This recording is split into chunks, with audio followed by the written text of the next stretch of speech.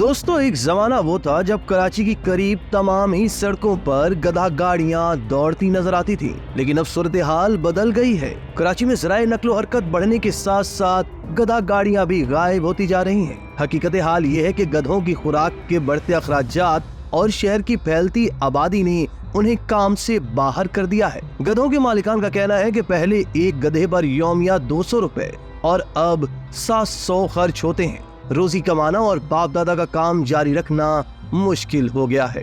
तशक्कुर digital की video में खुशामदी। नाज़रीन, कराची की मार्केट के एक थोक फरोश ने बताया कि वो कुछ न कुछ काम गधा गाड़ी वाले को लाजमी देते हैं। उन्होंने बताया कि गधा गाड़ियां हमारी सकाफत का हिस्सा है, नहीं चाहता कि ये काम खत्म हो जाए। एक व्यापारी ने बताया कि गधों की फरोख्त भी कम हो गई। एक वक्त में इतनी गधा गाड़ियां थी कि उन्हें नंबर प्लेट जारी हुई थी। मुश्किल हालात के बावजूद ये जानवर गैर रस्मी मईशत का एक अहम हिस्सा है। ये अब भी नकलो अमल का सबसे सस्ता जरिया है। दोस्तों, कराची के जनूबी हिस्से के तंग बाजारों में हिचकोले खाती गधा गाड़ियां अरसा दराज से माल की तरसील के लिए लाजमी हुआ करती थी, क्योंकि बड़ी गाड़ियों के लिए बाजारों तक रसाई मुमकिन न थी। कम आमदनी वाले मजदूरों के लिए ये बोझ उठाने वाले जानवर रोजी रोटी का जरिया थे, मगर बढ़ती हुई महंगाई ने चारा महंगा कर दिया और फिर शहर की आबादी में बेपनाह इजाफा हो गया, जो कि हमें पाकिस्तान से पहले की आबादी से तकरीबन 50 गुना ज्यादा है। अब तवील फासले इन जानवरों की हद बर्दाश्त का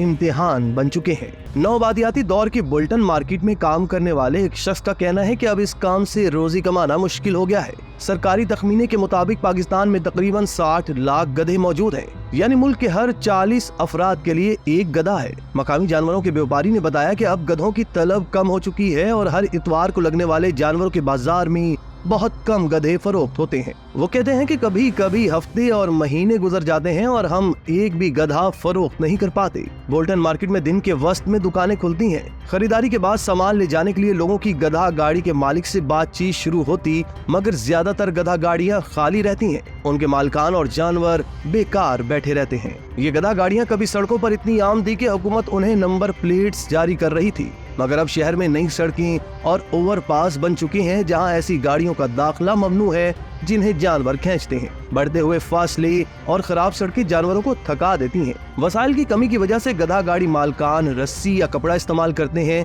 जिससे गधों के जिस्म पर रगड़ के जख्म बन जाते हैं। बदसलूकी की वजह से गधों के मुंह के करीब जख्म बन जाते हैं, जिसकी वजह से उनके लिए चारा खाना मुश्किल हो जाता है। मगर कुछ लोगों को अब भी यकीन है कि कराची में गधे मौजूद रहेंगे।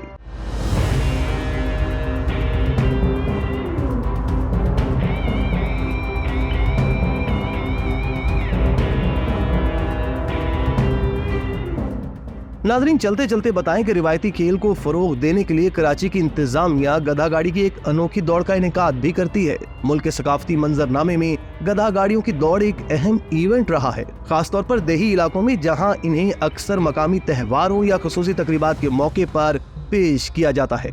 ये खेल न सिर्फ लोगों के लिए एक अहम समाजी सरगर्मी और तफरीह का जरिया है, बल्कि ये इनके मवेशियों पर इन्हिसार को भी वाज़े करता है, क्योंकि गधों को अब भी देही इलाकों में बुनियादी तौर पर रसद और नकलो हमल के मकासद के लिए इस्तेमाल किया जाता है। इस रेस में ज्यादातर शुरा का ताल्लुक शहर के पसमानदा इलाके लियारी से होता है और मुंतजमीन इसे नौजवानों में मस्बत सरगर्मियों को फरोग देने की हुकूमती कोशिशों का हिस्सा करार देते हैं। इसी तरह की मजीद वीडियोस के लिए आप हमारा चैनल सब्सक्राइब करके बेल का आइकॉन प्रेस करें।